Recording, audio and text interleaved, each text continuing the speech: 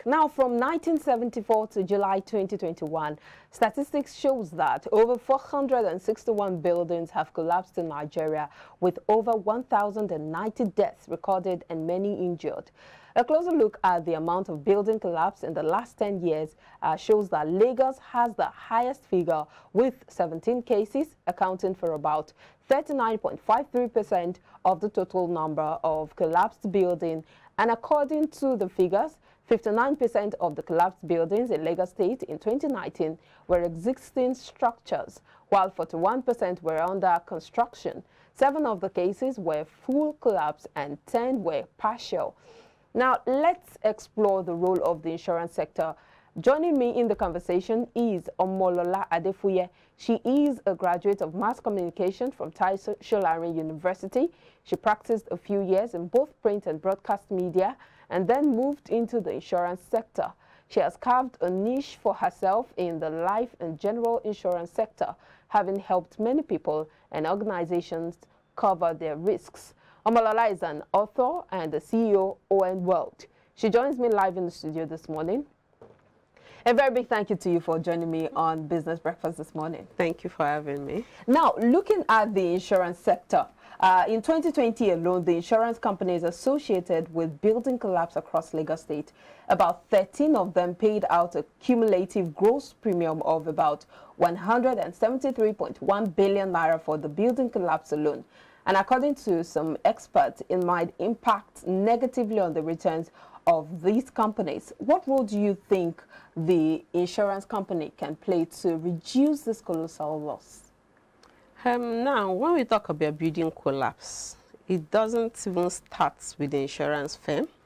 It doesn't end with the insurance firm. I would say the role we have to play is very minimal compared to the other sectors, other industry involved in everything that it takes to put a building in place. Now, for example, someone who will be given a contract, to get a building up is supposed to have a professional indemnity insurance. Now, what does professional indemnity insurance mean? It means I'm a professional at what I do, and I'm assuring you I'm going to give you just the best. But should in case I fall short of this, you can always go back to my insurance. Now, so many people don't have this cover. And so many people give out contracts without even asking for this cover. So that's where it starts getting wrong. Now, for every building to be put in place, there are certain other insurances that are expected to be in place. Sometimes you need to have the builder's liability. Sometimes you need to have the contractor's all risks. There are different insurances that cover different stages of building. And it is always important that you're the owner of the project, before you give out that project to any contractor, that you require such to have that documentation. But most time this is not asked. And because it's not asked, contractors, engineers go to work without having the necessary documentation. And so, because they don't have that, they can always toy with the materials. When we look at building collapse, we have different reasons. Sometimes it's due to the wrong materials. Sometimes it could be due to erosion, probably heavy flooding. That's a different case.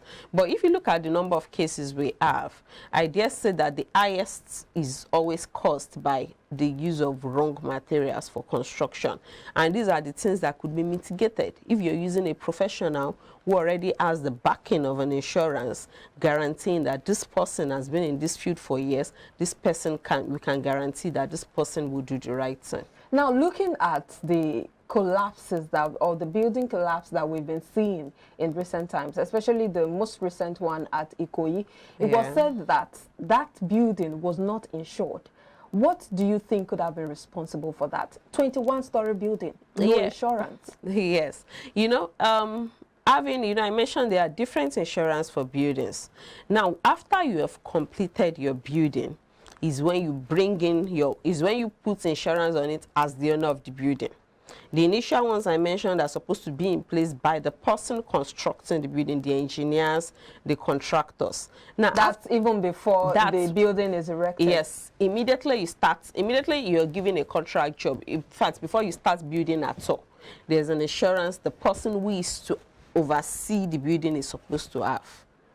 Before he even gets the contract of a building, as long as you know that this is your line, this is what I do for a living.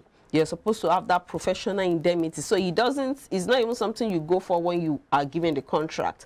It's something you're supposed to have every year. It's just like you belong to an association and you're supposed to renew your certificate every year. That's the way professional indemnity. So it's just something that guarantees, oh, I'm a professional in my field and this is what I do. And I have a guarantee that if I do something wrong, you can always fall back on this. So that's first. Now, the one you're talking about, after the building has been erected and completed, that's when, as the owner, you can now put insurance on it. And majorly, that's usually to cover for fire, special peril, and burglary. Special peril most time is classified under flooding. Okay. When we have issues of flooding. So that's what that covers for majorly. So when we have building collapse that it's due to wrong materials, it wouldn't, none of this would even have covered for it. So it means that it falls back on the indemnity. It falls back on the contractor who had used the wrong material. So IS could have catered for it. Now, from 1974 to July 2021, statistics show that over 461 buildings have collapsed in Nigeria, with over 1,090 deaths recorded and many injured, with Lagos accounting for the highest figure, with 17 cases accounting for 39.53% of the total number. What should have been done to minimize this loss? Now, what should have been done, like I said earlier, it's something that extends far beyond the insurance sector. Okay. Now, number one, it's important, I've heard it over and over, that when people give out projects, it's not every time people are searching for those that are certified, those that are approved probably under the Association of Engineers. That's the first step. Not everybody has a license. Someone could have a knowledge about how to go about certain things, but it's important when you're dealing with things that has to do with lives, you give it to someone who not just has the knowledge, but has the necessary training, the necessary association covering or backing up such a person. So that's the number one important thing. And like now, also in insurance, if you're coming to the insurance sector, before we give our insurance certificate, we usually require for evidence of past jobs that have been done by that person before we can even guarantee, yes, from the contractor, before you can even guarantee that, okay, we are covering you against anything that could happen, probably wrong material, probably somebody else you brought into the site used something wrong, okay, we would cover you, because over the years we have an evidence that you've been doing something right. So all these things has to do with the owner of the projects, ensuring whosoever the project is being given to belongs to the right association, is still presently in the association, and the person has the right insurance cover. Now, the insurance sector seems to, a lot of Nigerians seem to have some form of apathy towards insurance. Insurance seems to be the most, or one of the most difficult items to sell to Nigerians. Why do you think this is so? Yeah, I think it is so because people feel they can always get around it. Just like we are saying. So we have many contractors, like ideally you're not supposed to be involved in a building project and not have a cover, because anything could happen. You know, sometimes you have this what do they call it, what they need to use to raise things from the ground floor to the up floor. Accidents could occur. We have people climbing up during construction. Accidents could occur. These are the things that are covered under, you know, but we have in Nigeria especially so many people who fit things. So instead of being practical, they fit things. Instead of being practical, I believe nothing will happen. You know, we have covered the construction. God forbid. And so they use that and they leave the place of logical reasoning. So they just feel, oh, the money for insurance, we can save it and use it for other things and all that. You know, we've had cases of people who, you know, it's not even for contractors, people who would collect insurance money, they're supposed to remit to insurance firm, but they keep it because they feel, oh, nothing will happen, let this person just, you know, fit it. So that's, I think that's one of the major problems. We feel we can always get around it. How many months is the project? We'll soon finish, nothing will happen, we don't need insurance. And so they just risk it. So the risk they are supposed to transfer to the insurance firm, they want to carry it on their own. And when it backfires, that's when we start having cases. But the insurance sector seems to be undergoing some recapitalization. How has this impacted the sector? Now, basically, if you look at some years back, now this recapitalization, this is not the first time. Now, why we are doing this again, why insurance is particular about this, is that we are concerned about having companies that, how do I put it now, companies that are capable standing. Now, if you're not capable, if you're not up to a particular capital database, it means you would not be able to pay certain claims. So what is usually advised is that you match.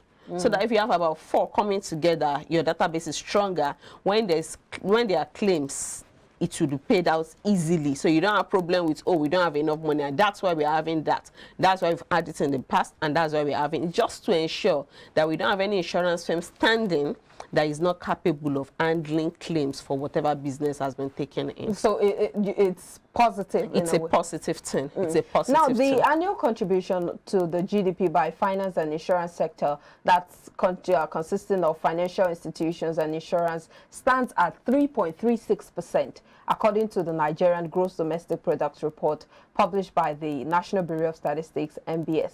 How can we shore up the contribution of the insurance sector to boost the nation's GDP?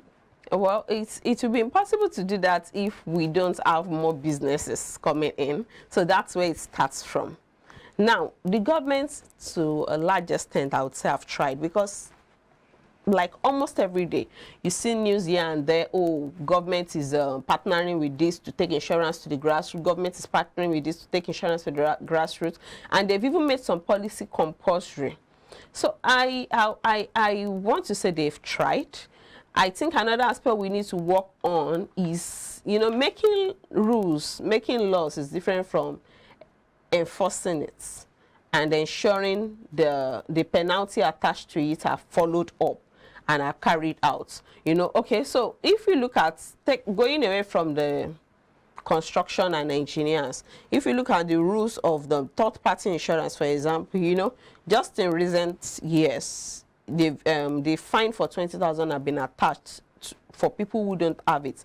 Initially, people have always find a way, like I said, people always find a way to go around.